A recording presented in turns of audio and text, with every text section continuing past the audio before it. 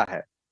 Sir इसमें काम है समझने और समझाने का, सीखने और सिखाने का। हमारे पास कोई सा फिजिकल प्रोडक्ट नहीं है जिसको बैग में झोड़ा में लेकर के आप इधर उधर बेचेंगे।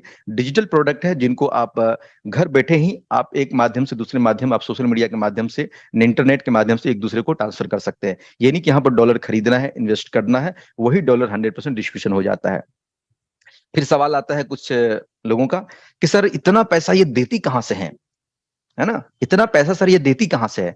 सर इतना पैसा देती कहीं और से नहीं है, आपका हमारा जो इन्वेस्टमेंट होता है, जो हम और आप लगाते हैं, उसका 100% टर्नओवर का 100% डिस्ट्रीब्यूशन हो जाता है। यहाँ पर सर कोई कंपनी नहीं है कि जो पैसा हमने डाला उसके अकाउंट में पहुंचा हुआ है, कंपनी सारा पैसा होल्ड करके रखा हुआ है, वो महीने में, वीकली में, मंथली में हमें पेमेंट देगा, या कभी फ्रॉड करके भाग जाएगा तो दिक्कतों का सामना करना पड़ता होगा।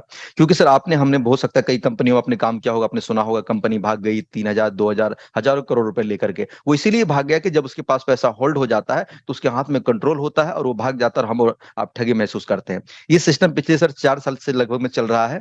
आज तक किसी एक व्यक्ति का भी पेमेंट नहीं रुका है।